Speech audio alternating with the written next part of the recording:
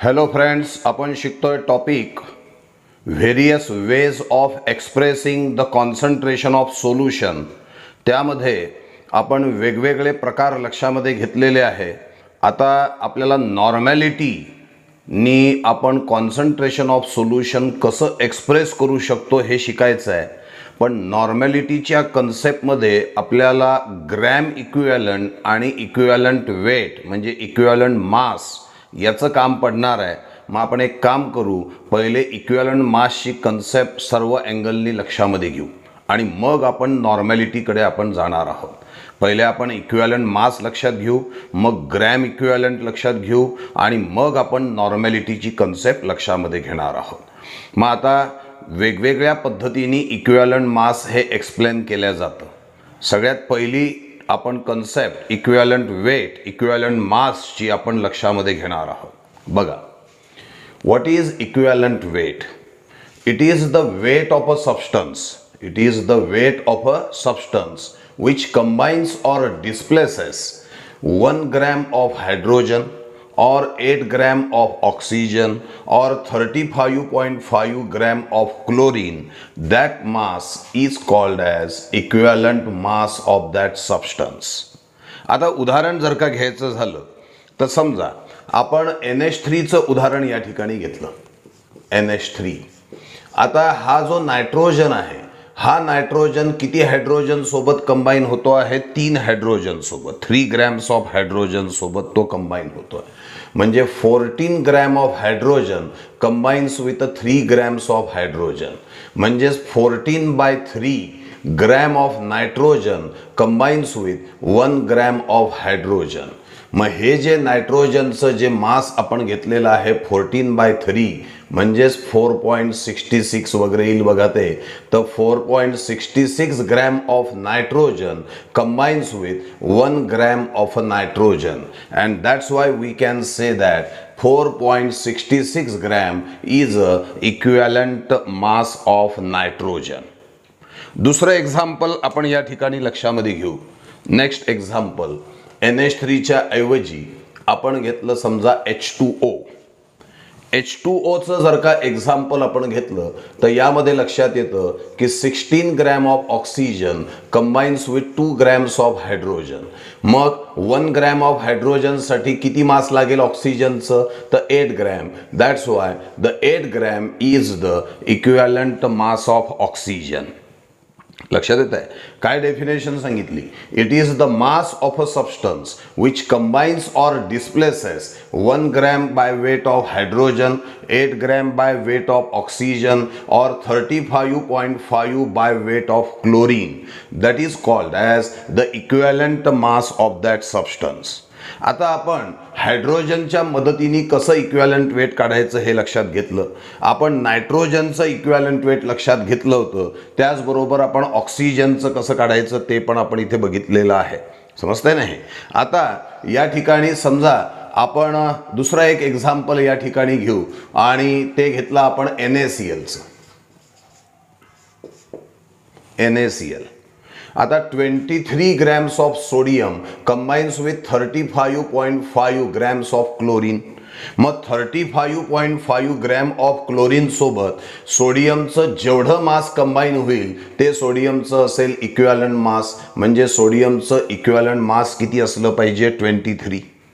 समजतंय कन्सेप्ट? आणि म्हणून आपण डेफिनेशन दिली की here it is the mass of a substance which combines or displaces 1 gram by weight of hydrogen और 8 gram by weight of oxygen और 35.5 gram by weight of chlorine. That is called as the oxidation state. That is called as the equivalent weight of that substance. त्याला आपण equivalent weight of that substance असं म्हणत असतो. सुरुवातीच्या काळामध्ये जेव्हा equivalent वेटची definition होती त्यामध्ये फक्त हायड्रोजनचा उल्लेख होता. पण जेव्हा असं लक्षात आलं की सर्वच सबस्टन्स हे हायड्रोजन सोबत कंबाईन किंवा हायड्रोजनला डिस्प्लेस करत नाही, म्हणून मग त्यांनी काय केलं, त्यामध्ये ऑक्सिजनचं इक्विव्हॅलंट वेट हायड्रोजनच्या मदतीने काढलं आणि हायड्रोजनला सुद्धा डेफिनेशनमध्ये जागा दिली. मग तीही अपुरी पडायला लागली. मग क्लोरीनचं इक्विव्हॅलंट वेट सुद्धा हायड्रोजनच्या मदतीने काढलं. कसं? HCl 1 ग्रॅम हायड्रोजन सोबत 35.5 ग्रॅम क्लोरीन कंबाईन होतो. मग 1 ग्रॅम सोबत जेवढा क्लोरीन कंबाईन होईल ते क्लोरीनचं असेल इक्विव्हॅलंट मास, ते आलं 35.5 ग्रॅम. म्हणून क्लोरीनला सुद्धा त्याच्यामध्ये जागा दिली. आणि मग आता असा फारच एखाद दुसरा एलिमेंट उरला असेल तर असेल की जो एक तर हायड्रोजन सोबत, नाही तर ऑक्सिजन सोबत, नाही तर क्लोरीन सोबत एक तर कंबाईन तरी होईल, नाही तर त्याला डिस्प्लेस तरी करेल. आणि म्हणून या ठिकाणी आपण घेतलेला आहे समजा ॲल्युमिनियम. आता ॲल्युमिनियमचं इक्विव्हॅलंट वेट 9 घेतलेलं आहे. कसं काढलं असेल तर यासाठी आपण एक्झाम्पल ॲल्युमिनियम हायड्राईडचं घेऊ. हा जो ॲल्युमिनियम हायड्राईड आहे यामध्ये 27 gram of aluminium combines with 3 grams of hydrogen. मग 1 ग्रॅम हायड्रोजन सोबत जेवढं ॲल्युमिनियमचं मास कंबाईन होत असेल ते झालं त्याचं इक्विव्हॅलंट मास. मग 3 ग्रॅम सोबत 27 आहे तर 1 ग्रॅम सोबत किती असेल 9 gram. And that's Y 9 gram is the equivalent mass of aluminium. दुसरं घेतला आपण MgO. आता MgO जर का आपण घेतलं तर 24 gram of magnesium combines with किती तर 16 ग्रॅम ऑफ ऑक्सिजन. ऑक्सिजनचा ॲटॉमिक मास 16 आहे.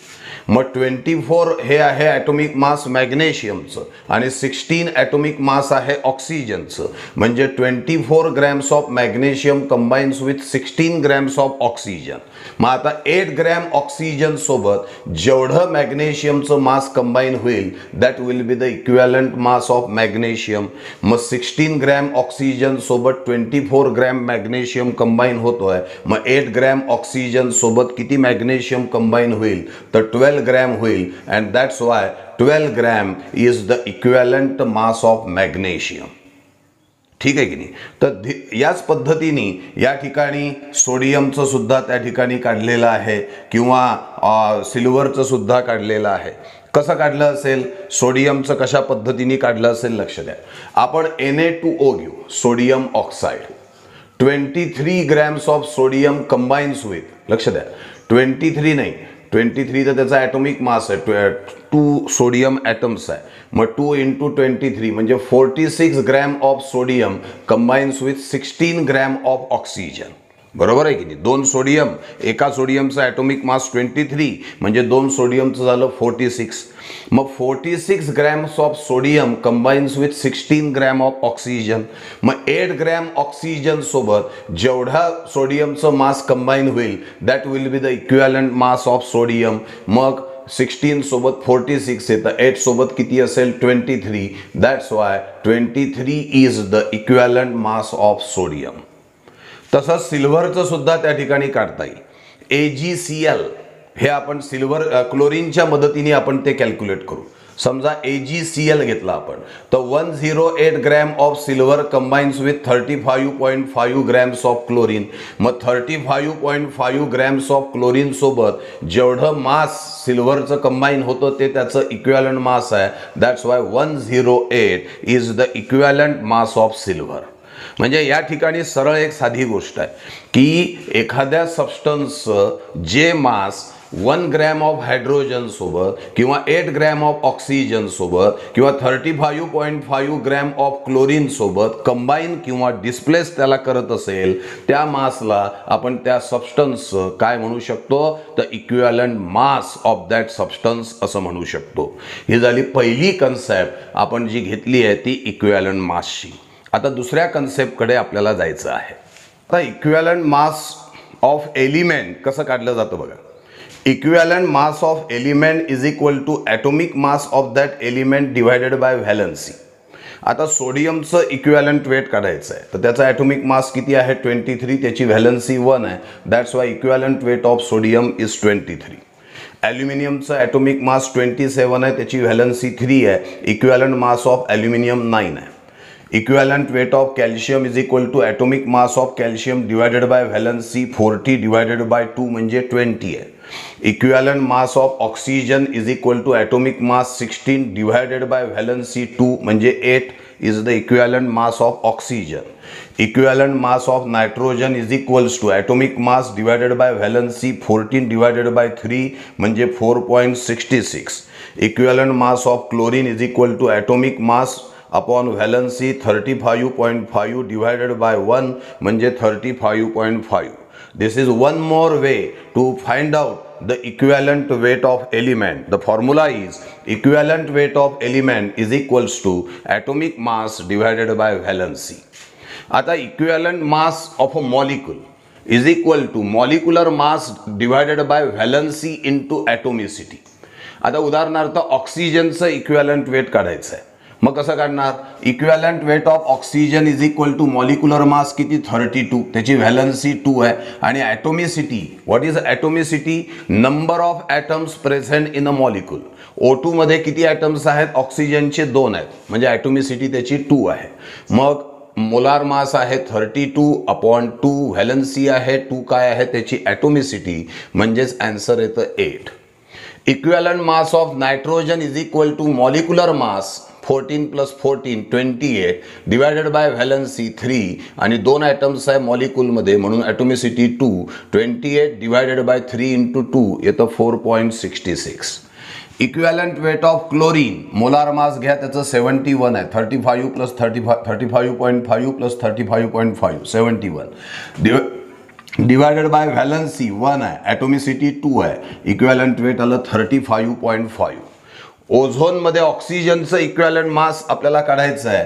मग ओझोनमध्ये ऑक्सिजनचं इक्विव्हॅलंट मास पहिले 16×48 48 डिवायडेड बाय व्हॅलन्सी 2 आहे आणि ॲटोमिसिटी किती आहे 3 इज इक्वल्स टू 8. सल्फरचं इक्विव्हॅलंट मास तर 256 32 × 8 256 divided by 2 × 8 is equals to 16. 2 काय आहे त्याचं? व्हॅलन्सी आहे. आणि atomicity number of atoms present in a molecule 8 आहे, म्हणून सल्फरचं इक्विव्हॅलंट मास आहे 16. हायड्रोजनचं इक्विव्हॅलंट मास कसं काढलं? मॉलिक्युलर मास आहे त्याचं 2, हायड्रोजनची व्हॅलन्सी 1, ॲटोमिसिटी 2 आहे, is equals to 1. Equivalent mass of hydrogen किती आहे? 1. हा तिसरा मार्ग आहे की ज्याने आपण इक्विव्हॅलंट वेट काढलेला आहे. आता आपल्याला इक्विव्हॅलंट मास ऑफ आयन काढायचं आहे. आयन, मग equivalent mass of ion is equal to formula mass of ion divided by charge present on ion. आता Na+ सोडियम आयनचं इक्विव्हॅलंट मास काढायचं आहे. मग कसं काढणार? तर याचं फॉर्म्युला मास, या फॉर्म्युल्यामध्ये एकटा सोडियमच आहे, मग सोडियमचं मास किती आहे? 23 आहे. 23 divided by charge present on it 23 upon 1 is equal to 23. Ca2+ equivalent mass काढायचं आहे, तर याचं फॉर्म्युला मास एकटा कॅल्शियम आहे, किती आहे? 40 divided by charge on it 2 is equals to किती आलं? 20. ऑक्साइड आयनचं इक्विव्हॅलंट मास आपल्याला काढायचं आहे. EO- इज इक्वल टू, याचं फॉर्म्युला मासमध्ये एकटा ऑक्सिजन आहे, त्याचं मास आहे 16 डिवायडेड बाय 2, कारण चार्ज 2 आहे, is equals to 8. Equivalent mass of sulphate ion SO4- कसं काढणार? तर याचं पहिले फॉर्म्युला मास काढा. फॉर्म्युला मास कसं काढाल? तर यामध्ये सल्फर आहे 32, ऑक्सिजन 4 ऑक्सिजन आहेत 16×64 64 आणि 32, या दोघांची सम येते 96 divided by charge present on it 96 divided by 2 म्हणजे 48. कसं काढलं आपण ते 96? समजलं का तुम्हाला? सल्फरचं किती आहे? 32 + 4 × 16 इज इक्वल्स टू 96 येईल आणि 96 divided by charge present on it. PO4 3-, तर PO4 3- इक्विव्हॅलंट मास कसं काढणार? तर फॉस्फरसचं मास घ्या आणि 4 ऑक्सिजनचं मास घ्या, या दोघांची सम करा, तुम्हाला फॉर्म्युला मास मिळेल 95 divided by charge present on it 3 म्हणजे 31.67 will be the equivalent mass of phosphate ion, that is PO4 3- ion. Equivalent mass of ammonium ion, nitrogen 14, 4 hydrogen 4, 14 + 4 18, हे झालं त्याचं formula mass divided by charge present on it 18/1 is equals to काय आलं? 18. अशा तऱ्हेने आपण equivalent mass of ion देखील या ठिकाणी काढलेला आहे. सध्याला आपण 4 पद्धतीने 4 ठिकाणी आपण इक्विव्हॅलंट मास कसं काढायचं हे लक्षात घेतलं आहे. अजून काही इक्विव्हॅलंट मासच्या पद्धती आपण लक्षात घेऊ आणि मग आपण नॉर्मॅलिटी या टॉपिककडे वळणार आहोत. समजताय हे? Now about the equivalent mass of a salt. एखाद्या सॉल्टचं इक्विव्हॅलंट मास कसं काढतात? तर equivalent mass of a salt is equal to formula mass of a salt divided by total positive charge on cationic part और total negative charge on anionic part. एक तर तुम्ही total positive charge घ्या कॅटायनिक पार्टवरचा किंवा total negative charge anionic पार्टचा. याचं कारण आहे जेवढा कॅटायनिकवरती पॉझिटिव्ह चार्ज असेल तेवढाच एनायनिकवरती निगेटिव्ह चार्ज असेल. तर एक तर कॅटायनिकवरचा टोटल पॉझिटिव्ह चार्ज घ्या किंवा एनायनिकवरचा टोटल निगेटिव्ह चार्ज घ्या. त्यामुळे काही वेळेला हा फॉर्म्युला असाही लिहिला चालतो, equivalent mass of a salt is equal to formula mass of a salt divided by total positive charge on cationic part. बस एवढंच. आता फॉर एक्झाम्पल घ्या, सोडियम कार्बोनेटचं इक्विव्हॅलंट मास काढायचं आहे. आता सोडियम कार्बोनेट आयोनिक फॉर्ममध्ये twice of Na plus CO3 minus minus, कॅटायनिकवरती टोटल पॉझिटिव्ह चार्ज +2 आहे कारण Na वर एक पॉझिटिव्ह असे दोन आहेत ते, आणि एनायनवरती दोन निगेटिव्ह आहे. म्हणजे टोटल पॉझिटिव्ह चार्ज 2 आहे, टोटल निगेटिव्ह चार्ज पण 2 आहे. दोनपैकी कोणता तरी एक घ्यायचा आहे. ठीक आहे. मग आणि याचं फॉर्म्युला मास घ्या, Na2CO3चं फॉर्म्युला मास आपण इथे काढलं तर ते येतं 106 आणि टोटल पॉझिटिव्ह चार्ज घेतला डिवायडेड बाय 2 तर 106 डिवायडेड बाय 2 म्हणजे 53 आल्याचं दिसेल. AlCl3चं इक्विव्हॅलंट मास काढू आपण तर Al3 plus thrice of Cl minus म्हणजे total positive charge on cationic part 3 आहे, total negative charge on anionic part पण 3 आहे. कोणती एक व्हॅल्यू घ्या, त्याचं पहिले फॉर्म्युला मास काढा, AlCl3चं डिवायडेड बाय 3 करा, जे येईल ते answer. Equivalent mass of MgSO4, मग Mg2 plus SO4 minus minus म्हणजे 2 येईल डिवायडेड बाय MgSO4चं फॉर्म्युला मास काढायचं, त्याला डिवायडेड बाय 2 करायचं, तुम्हाला इक्विव्हॅलंट मास ऑफ MgSO4 मिळाल्याचं दिसेल. या फॉर्म्युल्याने आपण equivalent mass of a salt हे कॅल्क्युलेट करू शकतो. आता equivalent mass of a hydrated salt, काही सॉल्ट हे हायड्रेटेड स्टेजमध्ये असतात तर त्यांचं इक्विव्हॅलंट मास कसं काढायचं. उदाहरणार्थ FeSO4 7H2O किंवा BaCl2 ट्वाइस ऑफ H2O यांचं जर का इक्विव्हॅलंट मास काढायचं असेल तर ते कसं काढणार. तर equivalent mass of a hydrated salt is equal to molar mass of a hydrated salt divided by total positive और निगेटिव्ह ऑक्सिडेशन नंबर. आता FeSO4 7H2O, Fe2 plus SO4 minus minus 7H2Oचा या डिनॉमिनेटर करता विचारात घ्यायचं नाही. मग Fe2 plus SO4 minus minus +2 आहे किंवा -2 आहे तर 2 घेणार डिवायडेड बाय. याचं इक्विव्हॅलंट मास घेताना मात्र 7H2O घेऊन त्याचं इक्विव्हॅलंट मास काय काढायचं आहे, मोलार मास काढायचं आहे. लक्ष द्या, Feचा ॲटॉमिक मास सल्फरचं घ्या, 4 ऑक्सिजनचं, नंतर इथे 14 हायड्रोजन, 7 ऑक्सिजन, याची सगळ्यांची बेरीज ती येते 278 divided by 2 is equal to 139.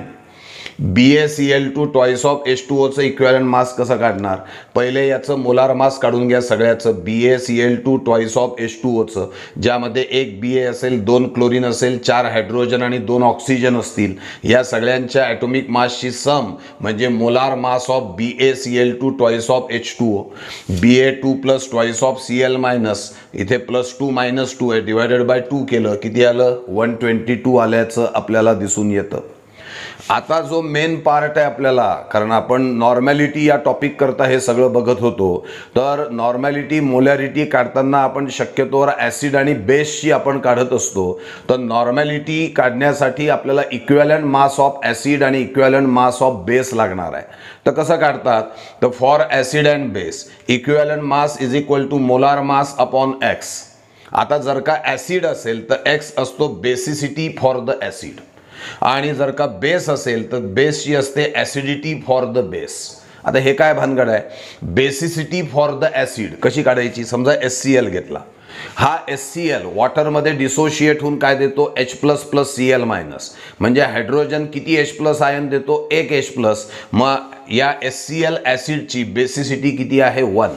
Number of replaceable hydrogen gives us the basicity of acid. HNO3 मध्ये एकच H प्लस आयन देतो, मग HNO3 ची सुद्धा बेसिसिटी किती आहे, 1 आहे. या ठिकाणी बेसिसिटीच्या ऐवजी नंबर ऑफ रिप्लेसेबल हायड्रोजन लिहिलं असतं तरी चाललं असतं. H2SO4 हा किती रिप्लेसेबल हायड्रोजन देतो, 2, आणि त्यामुळे त्याची बेसिसिटी 2 आहे. H3PO4 हा समजा 3 रिप्लेसेबल हायड्रोजन देत असेल तर त्याची बेसिसिटी किती आहे, 3 आहे. आता ॲसिडची काय असते बेसिसिटी आणि बेसची काय असते ॲसिडिटी. NaOH किती OH मायनस आयन देतो 1, म्हणजे याचा अर्थ NaOH या बेसची ॲसिडिटी किती आहे 1, म्हणजे तो किती OH मायनस देतो ती त्याची ॲसिडिटी आहे. नंतर MgOH/2 2 OH मायनस देतो, मग MgOH/2 ची ॲसिडिटी किती आहे 2. AlOH/3 3 OH मायनस देतो, म्हणून AlOH/3 ची ॲसिडिटी किती आहे 3. म्हणजे आपल्याला ॲसिडिटी आणि बेसिसिटी कशी काढायची हे लक्षात आलेलं आहे. ॲसिड करता रिप्लेसेबल हायड्रोजन लक्षात घ्या आणि बेस करता OH मायनस लक्षात घ्या. आता equivalent mass is equal to molar mass upon X. Molar mass आपल्याला काढता येतं आणि एक्स म्हणजेच बेसिसिटी ऑफ ॲसिड आणि ॲसिडिटी ऑफ बेस कसं काढायचं मी आत्ताच सांगितलं तुम्हाला. आता फॉर एक्झाम्पल HClचं इक्विव्हॅलंट वेट काढायचं आहे. मग सगळ्यात पहिले त्याचं मोलार मास घ्या 36.5 आहे, डिवायडेड बाय त्याच्याकडे किती रिप्लेसेबल हायड्रोजन आहे 1, म्हणजे त्याची बेसिसिटी 1 आहे. मग 36.5 अपॉन 1 इज इक्वल टू 36.5. HNO3चं मोलार मास घ्या 63 आहे, तो एक H प्लस आयन देतो, त्याची बेसिसिटी 1 आहे इज इक्वल टू 63. म्हणजे काय लक्षात येत आहे तुम्हाला, ज्या ॲसिडकडे एकच रिप्लेसेबल हायड्रोजन असतो म्हणजे ज्याची बेसिसिटी 1 असते त्याचं इक्विव्हॅलंट मास आणि मोलार मास सेम असतं. HClचं मोलार मास 36.5 आहे, त्याचं इक्विव्हॅलंट मास सुद्धा 36.5 आहे. याचं कारण आहे HClची बेसिसिटी किती आहे 1, याचं कारण आहे HCl एक रिप्लेसेबल हायड्रोजन देतो. HNO3 मध्ये सुद्धा HNO3चं जे मोलार मास आहे तेच त्याचं इक्विव्हॅलंट मास आहे, कारण HNO3 एक रिप्लेसेबल हायड्रोजन देतो म्हणजेच HNO3 ची बेसिसिटी 1 आहे. H2SO4चं मोलार मास होतं 98, इक्विव्हॅलंट मास 49 आहे, म्हणजे 98च्या हाफ आहे. कारण 2 रिप्लेसेबल हायड्रोजन देत असेल तर मोलार मासला डिवायडेड बाय 2 करा. 3 रिप्लेसेबल हायड्रोजन देत असेल तर मोलार मासला डिवायडेड बाय 3 करा. म्हणजेच molar mass divided by number of replaceable hydrogen gives us the equivalent mass of acid असंही म्हटलं तरी चालेल. Equivalent mass of acid is equal to molar mass of acid divided by number of replaceable hydrogen. मग base करता काय कराल, equivalent mass of base is equal to molar mass of a base divided by number of OH group. आता NaOH मध्ये एकच OH group जर का आहे तर NaOHचं जे मोलार मास आहे तेच त्याचं इक्विव्हॅलंट मास आहे. MgOH/2 मध्ये 2 OH आहे, मग MgOH/2 च्या मोलार मासला 2 ने डिवाइड करा म्हणजे MgOH/2चं इक्विव्हॅलंट मास आल्याचं दिसेल. AlOH/3चं मोलार मास 78 आहे, त्याला 3 ने डिवाइड करा कारण 3 OH मायनस आयन तो देतो, मग 78 डिवायडेड बाय 3 म्हणजे 26 हे याचं इक्विव्हॅलंट मास झाल्याचं तुम्हाला दिसून येईल. तुम्ही या पद्धतीने एखाद दुसरा ॲसिड मनाने घ्या आणि त्या ॲसिडचं आणि बेसचं इक्विव्हॅलंट मास कसं काढतात ते लक्षात घ्या. साधी गोष्ट डोक्यात घ्या, for acid equivalent mass of acid is equal to molar mass of acid divided by number of replaceable hydrogen, आणि बेस करता equivalent mass of base is equal to molar mass of base divided by number of OH group. यावरून आपण equivalent मास काढू शकतो कोणाचं, acid किंवा बेसचं. लक्षात येत आहे.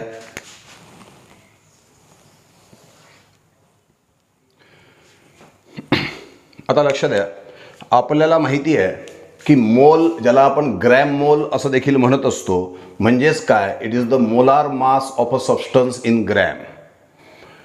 मोल म्हणजे काय तर molar mass of that substance in gram. तसंच ग्रॅम इक्विव्हॅलंट म्हणजे काय तर equivalent mass of a substance in gram.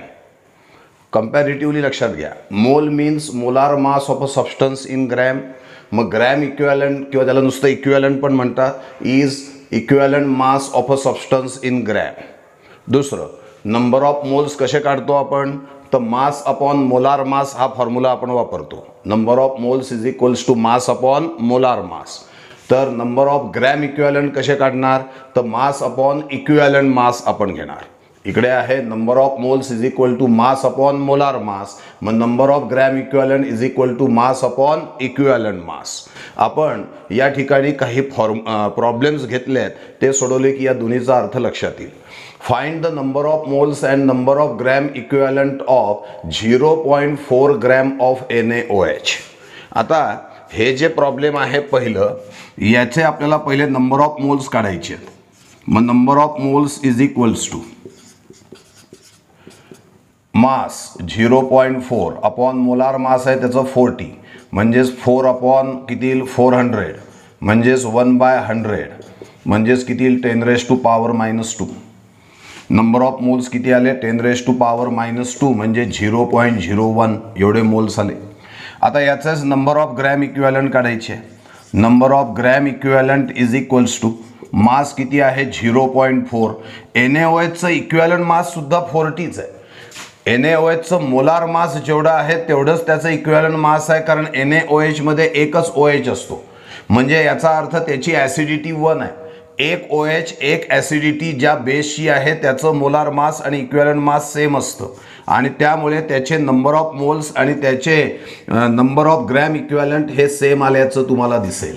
म्हणजे 0.4 ग्रॅम ऑफ NaOH म्हणजे 0.01 मोल्स ऑफ NaOH म्हणजे 0.01 ग्रॅम इक्विव्हॅलंट ऑफ NaOH झाल्याचं दिसेल. दुसरं, आता H2SO4 करता सोडवायचं आहे. Number of moles of H2SO4 is equal to mass, त्याचं मोलार मास आहे त्याचं मास दिलेलं आहे 98 आणि त्याचं मोलार मास सुद्धा 98 आहे. किती आलं 1. आता त्याचाच नंबर ऑफ ग्रॅम इक्विव्हॅलंट काढायचा आहे. मग नंबर ऑफ ग्रॅम इक्विव्हॅलंटचा काय फॉर्म्युला आहे is equal to mass 98 divided by त्याचं काय घ्यायचं इक्विव्हॅलंट मास. H2SO4चं इक्विव्हॅलंट मास 49 आहे म्हणजे किती आल्याचं दिसेल 2. म्हणजे पहा NaOH करता नंबर ऑफ मोल्स आणि number of gram equivalent same होते, कारण NaOH मध्ये एकच OH होता. तसंच जर का आपण HCl करता सोडवलं असतं तर HCl चे सुद्धा नंबर ऑफ मोल्स आणि number of gram equivalent same येतील. HCl, HNO3, NaOH, KOH हे जे सगळे आहे यांच्याकरता नंबर ऑफ मोल्स आणि number of gram equivalent same येतील, कारण HCl आणि HNO3 एक रिप्लेसेबल हायड्रोजन देतो, NaOH आणि KOH एक OH मायनस देतो आणि त्यामुळे त्यांचं मोलार मास आणि इक्विव्हॅलंट मास सेम आहे. त्यामुळे त्यांचे नंबर ऑफ मोल्स आणि नंबर ऑफ ग्रॅम इक्विव्हॅलंट सुद्धा सेम आहे. तर H2SO4 करता जर का आपण विचार केला तर H2SO4 2 रिप्लेसेबल हायड्रोजन देतो, त्यामुळे त्याचं मोलार मास आणि इक्विव्हॅलंट मास वेगळं आहे. H2SO4चं मोलार मास आहे 98 आणि त्याचं इक्विव्हॅलंट मास 49 आहे. त्यामुळे नंबर ऑफ मोल्स आणि नंबर ऑफ ग्रॅम इक्विव्हॅलंट वेगळे आले बघा. नंबर ऑफ मोल्स किती आहे 1 तर नंबर ऑफ ग्रॅम इक्विव्हॅलंट किती आहे 2. यावरनं आपण एक फॉर्म्युला तयार करू शकतो, तो आहे number of gram equivalent is equal to number of moles into x. X म्हणजे काय आहे बेसिसिटी ऑफ ॲसिड किंवा ॲसिडिटी ऑफ बेस किंवा total positive charge on cationic part in the salt. म्हणजे जर का तुम्हाला नंबर ऑफ मोल्स माहिती असतील तर तुम्ही नंबर ऑफ ग्रॅम इक्विव्हॅलंट या फॉर्म्युल्याने काढू शकणार आहात. इथे काढू आपण. नंबर ऑफ मोल्स माहिती होते आपल्याला किती 0.1 आणि NaOH करता x ची व्हॅल्यू किती आहे 1. 0.1 इंटू 1 म्हणजे 0.01. 0.01 इंटू 1 म्हणजेच किती 0.01. H2SO4 करता घ्या. नंबर ऑफ मोल्स किती होते 1 आणि त्याच्याकरता त्याची जी बेसिसिटी आहे ती 2 आहे. मग 1 इंटू 2 म्हणजे किती आल्याचं दिसेल 2 आल्याचं दिसेल. बरोबर आहे की नाही. तिसरं जे दिलेलं आहे त्याने number of moles of H2SO4 दिलेले आहेत. नंबर ऑफ मोल्स ऑलरेडी दिले आहेत. मग नंबर ऑफ ग्रॅम इक्विव्हॅलंट काढायचे असं आपण म्हणू. मग नंबर ऑफ मोल्स किती आहे 3 आणि त्याचा x ची व्हॅल्यू H2SO4 करता किती येते 2. मग 3 इंटू 2 म्हणजे किती आलं 6. म्हणजे तिसरं जे प्रॉब्लेम आहे या प्रॉब्लेममध्ये number of gram equivalent is equal to number of moles into 2 असेल H2SO4 करता. मग नंबर ऑफ मोल्स किती आहे 3 इंटू 2 म्हणजे नंबर ऑफ ग्रॅम इक्विव्हॅलंट किती आलेले आहे 6. आता आपल्याला Na2CO3 सोडियम कार्बोनेट या सॉल्व करता नंबर ऑफ मोल्स आणि नंबर ऑफ ग्रॅम इक्विव्हॅलंट काढायचे आहे. पहिले तर आपल्याला याचं मोलार मास माहिती असणं आवश्यक आहे. त्याचं जे मोलार मास आहे ते मोलार मास आहे 106. ते काढून घेता येईल तुम्हाला. 2 सोडियम 1 कार्बन 3 ऑक्सिजन आहे 106 आहे. आता आपल्याला काय काढायचं आहे नंबर ऑफ मोल्स काढायचे आहे चौथ्या प्रॉब्लेम करता. मग number of moles is equals to काय number of moles is equals to mass 53 आणि त्याचं मोलार मास किती आहे 106. यावरनं 1/2 म्हणजे 0.5 एवढे नंबर ऑफ मोल्स तुम्हाला मिळतील. आता नंबर ऑफ ग्रॅम इक्विव्हॅलंट घ्यायचे. Number of gram equivalent is equals to mass किती आहे 53 डिवायडेड बाय त्याचं इक्विव्हॅलंट मास. आता याचं मोलार मास आहे Na2CO3 चं, याचं इक्विव्हॅलंट मास काढायचं आहे आपल्याला. तर equivalent mass is equals to molar mass divided by total positive charge है ना, total positive charge on cation 106 twice of Na plus divided by 2 म्हणजे किती आलं ते 53. म्हणजे याचं Na2CO3 चं इक्विव्हॅलंट मास 53 आहे. मग 53 अपॉन 53 म्हणजे 1. म्हणजे Na2CO3 करता नंबर ऑफ मोल्स आहे 0.5 तर नंबर ऑफ ग्रॅम इक्विव्हॅलंट आहे 1. का? कारण या ठिकाणी X जो आहे that is total positive charge किती आहे 2. त्यामुळे त्यांचं Na2CO3 चं मोलार मास होतं 106 तर इक्विव्हॅलंट मास किती आहे त्याचं 53 आहे. या प्रॉब्लेमवरून तुम्हाला नंबर ऑफ मोल्स कसे काढायचे, नंबर ऑफ ग्रॅम इक्विव्हॅलंट कसे काढायचे हे लक्षात आलं असेल. त्याचबरोबर नंबर ऑफ ग्रॅम इक्विव्हॅलंट आणि नंबर ऑफ मोल्स यांचं काय रिलेशन आहे ते समजलं असेल. Number of gram equivalent is equal to number of moles into x. X म्हणजे काय आहे, number of replaceable hydrogen of acid म्हणजेच basicity of acid, number of OH group of base म्हणजेच ॲसिडिटी ऑफ बेस, आणि salt जर का असेल तर त्यातला total positive charge on cationic part in salt. अर्थात मी सांगितलं आहे याच्याऐवजी total negative charge on anionic part in salt सुद्धा घेतलं तर चालेल. समजतंय कन्सेप्ट. आता आपण नॉर्मॅलिटी या कन्सेप्टकडे वळणार आहोत. आता आपण लक्षात घेणार आहोत व्हॉट इज नॉर्मॅलिटी. नॉर्मॅलिटी म्हणजे काय. We know that normality is one of the way of expressing the concentration of the solution. Now what is the definition of normality. Normality is denoted by capital N. It is the number of gram equivalent of a solute dissolved in 1 dm cube of a solution. म्हणजे 1 litre solution मध्ये जेवढे gram equivalent of a solute dissolve होतील ती असते normality. It is the number of gram equivalent of a solute dissolve in 1 dm cube that is 1 litre of a solution. That's why its unit is gram equivalent per dm cube or gram equivalent per liter. या डेफिनेशनकडे पाहिल्यावर लक्षात येतं की नॉर्मॅलिटीचा संबंध व्हॉल्यूमशी आहे. So normality is a volume dependent property. It means normality is a temperature dependent property. That is normality changes with change in temperature. Now about the formula for normality. Normality is equal to number of gram equivalent of solute divided by volume of solution in liter. But number of gram equivalent is equal to weight of solute in gram divided by equivalent weight of solute in gram. आणि म्हणून आपण number of gram इक्विव्हॅलंटच्या ऐवजी मास upon equivalent mass of solute हे तिथे put up केलेलं आहे. So we have normality is equal to mass of solute divided by equivalent mass of solute multiplied by volume of solution in liter. आता या ठिकाणी समजा जे सोल्युशन आहे ते जर का 1 नॉर्मल सोल्युशन असेल तर त्याची डेफिनेशन काय. तर नंबर ऑफ ग्रॅम इक्विव्हॅलंट किती असतील 1. What is one normal solution? One normal solution means it is the solution which contain 1 gram equivalent of a solute in 1 liter of a solution. 1 gram equivalent of a solute in 1 liter of a solution, then it is one normal solution. ते कोणतं solution असेल तर 1 normal solution ते असणार आहे. पुढे या ठिकाणी what is gram equivalent. It is the equivalent weight of a substance in gram. आता ही जी नॉर्मॅलिटीची कन्सेप्ट आपण बघितलेली आहे याच पद्धतीने याच्या आधी आपण मोलॅरिटीची कन्सेप्ट बघितली होती. काय होती मोलॅरिटीची कन्सेप्ट बघा. नॉर्मॅलिटीच्या ऐवजी मोलॅरिटी तर कॅपिटल N च्या ऐवजी कॅपिटल M. इथे आपण नंबर ऑफ ग्रॅम इक्विव्हॅलंट घेतले होते तर मोलॅरिटीची डेफिनेशन होती it is the number of moles of a solute dissolve in 1 dm cube of solution. बस ग्रॅम इक्विव्हॅलंटच्या ऐवजी मोल हा शब्दप्रयोग त्या ठिकाणी होता मोलॅरिटीमध्ये. मग युनिट ऑफ नॉर्मॅलिटी आहे gram equivalent per dm cube तर युनिट ऑफ मोलॅरिटी होता मोल्स पर dm क्यूब. नॉर्मॅलिटीचा फॉर्म्युला आहे number of gram equivalent of solute upon volume of solution in litre.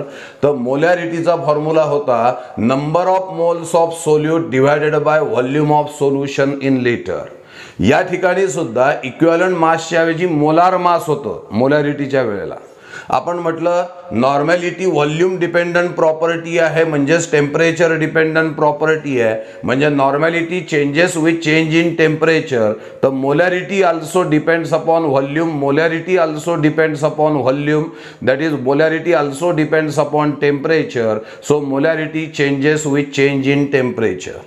One normal सोल्युशनची डेफिनेशन आहे 1 gram equivalent of a solute in 1 litre of solution. तर 1 molar सोल्युशनची definition आपण मागच्या लेक्चरमध्ये बघितली होती 1 mole of a solute in 1 litre of solution. समजतंय ना. तुम्ही मोलॅरिटी आणि नॉर्मॅलिटी एकमेकाच्या समोरल्या डेफिनेशन, युनिट, फॉर्म्युला आणि बाकीचे मुद्दे तुम्हाला आपोआप लक्षात येईल की मोलॅरिटी आणि नॉर्मॅलिटीमध्ये कुठले चेंजेस आहेत. Normality gives importance to gram equivalent and equivalent mass, while molarity gives importance कोणाला तर gives number of moles and molecular mass. समजतंय ना. आता या ठिकाणी काही प्रॉब्लेम्स आपण दिलेले आहेत, ते प्रॉब्लेम्स आपण लक्षामध्ये घेऊ. Calculate the normality of the following solution. 40 gram NaOH in 2 dm cube of solution. याची नॉर्मॅलिटी काढायची आहे. मग आता NaOH दिलेला आहे, त्याचा मास दिलेला आहे 40 ग्रॅम, व्हॉल्यूम दिलेला आहे 2 लिटर. NaOHचं मोलार मास आहे 40. मग equivalent mass of NaOH is equal to molar mass upon acidity. NaOH मध्ये एक OH आहे म्हणजे NaOHची ॲसिडिटी 1 आहे. इथे 1 ठेवा. म्हणजे मोलार मास डिवायडेड बाय 1 म्हणजे 40 अपॉन 1 म्हणजे NaOHचं इक्विव्हॅलंट मास हे 40च असणार आहे. मग आता व्हॅल्यूज पुटअप करा. Normality is equals to mass of solute 40, equivalent mass of solute ते पण 40 आहे. Volume of solution in litre 2 आहे. सॉल्व केल्यानंतर ते येतं 0.5 नॉर्मल. कॅपिटल N म्हणजे नॉर्मल आणि नॉर्मल म्हणजेच काय असतं ग्रॅम इक्विव्हॅलंट पर लिटर. दुसरं एक्झाम्पल आहे calculate the normality of following solution 98 gram sulfuric acid in 4 liter of solution. in 4 liter of solution. मग काय करणार H2SO4 आहे, त्याचं मास दिलेला आहे 98, व्हॉल्यूम आहे 4 लिटर. H2SO4चं मोलार मास सुद्धा 98 आहे. मग equivalent mass is equal to molar mass upon basicity of acid. H2SO4 2 replaceable hydrogen आहे, बेसिसिटी 2 आहे. 98 अपॉन 2 इज इक्वल्स टू 49 म्हणजे equivalent mass is equal to 98 upon 2 is equal to 49. मग normality is equals to mass of solute 98 आहे, equivalent mass of solute 49 into volume 4 आहे. Solve करा, पुन्हा उत्तर 0.5 normal आल्याचं दिसून येईल. सिंपल एक्झाम्पल्स मी घेतले जेणेकरून कशी नॉर्मॅलिटी काढायची याची कन्सेप्ट तुम्हाला लक्षामध्ये येईल. समजताय. आता लक्ष द्या, या ठिकाणी एक नोट आपण दिलेली आहे. Equivalent weight is equals to molecular weight upon x, where x is the basicity of acid, that is number of replaceable hydrogen in acid. X may be acidity of base, that is number of OH group in a base, or x may be total positive charge on cationic part of a salt. जर का तो acid असेल तर इथे त्या ॲसिडची basicity टाका, base असेल तर त्याची ॲसिडिटी टाका, आणि जर का तो सॉल्ट असेल तर total positive charge on cationic part या ठिकाणी टाका. मॉलिक्युलर वेटला त्या संख्येने डिव्हाइड करा, तुम्हाला काय मिळेल equivalent weight. Number of gram equivalent is equals to x into number of moles आणि normality is equals to x into molarity. आता समजा आपण घेतलं HCl. आता HClचा जर का आपण विचार केला तर HCl करता x ची व्हॅल्यू किती आहे 1 आहे. म्हणजेच इथे 1 टाका, इथे पण 1, इथे पण 1 येईल. म्हणजे HCl करता equivalent weight is equals to molecular weight आहे. Number of gram equivalent is equal to number of moles आहे आणि normality is equals to molarity आहे. कोणाकरता HCl. NaOH करता पण तेच होईल कारण OH एक आहे म्हणजे त्याची ॲसिडिटी 1 आहे. म्हणजे एक्सची व्हॅल्यू 1 येईल NaOH करता. त्याच्याकरता equivalent weight is equal to molecular weight for NaOH. NaOH करता number of gram equivalent is equal to number of moles. NaOH करता normality is equal to molarity येईल. पण H2SO4 करता जर का आपण बघितलं तर त्यात 2 रिप्लेसेबल हायड्रोजन आहे. इथे एक्सची व्हॅल्यू 2 येईल. म्हणजेच equivalent weight is equals to molecular weight divided by 2. Number of gram equivalent is equals to 2 into number of moles आणि normality is equal to 2 into molarity. हे H2SO4 करता. आणि H3PO4 करता हे तुम्ही कॉमेंट बॉक्समध्ये लिहून टाकायचं आहे. एक्सची व्हॅल्यू 3 असेल तर फॉर H3PO4 असं लिहून पॉईंट नंबर 1, 2 आणि 3 काय येईल हे तुम्ही लिहून टाकायचं आहे.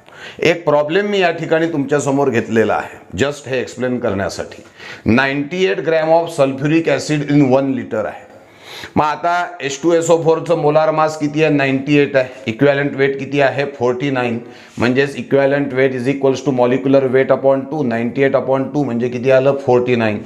नंबर ऑफ मोल्स H2SO4चे कसे काढतात मास अपॉन मोलार मास. मास आहे 98 मोलार मास पण 98 1 आलं. Number of gram equivalent mass upon equivalent mass. Mass आहे 98 equivalent mass 49. Number of gram equivalent आहे 2. म्हणजे H2SO4 करता नंबर ऑफ मोल्स 1 आहे पण नंबर ऑफ ग्रॅम इक्विवॅलंट 2 आहे. याचाच अर्थ number of gram equivalent is equals to 2 into number of moles. जर का हे तुम्ही सॉल्व केलं प्रॉब्लेम आणि याची नॉर्मॅलिटी आणि मोलॅरिटी जर का तुम्ही काढली तर मोलॅरिटी येते 1 मोलार आणि नॉर्मॅलिटी येते 2 नॉर्मल. याचाच अर्थ H2SO4 करता नॉर्मॅलिटी इज 2 इंटू मोलॅरिटी. ठीक आहे की नाही. तर आता या ठिकाणी आपण नॉर्मॅलिटीची कन्सेप्ट पूर्णपणे बघितली आहे आणि नॉर्मॅलिटी आणि मोलॅरिटी यांचं एकमेकाशी असणारं जे रिलेशन आहे ते रिलेशन सुद्धा आपण या ठिकाणी लक्षामध्ये घेतलेलं आहे. समजतंय. थँक्यू.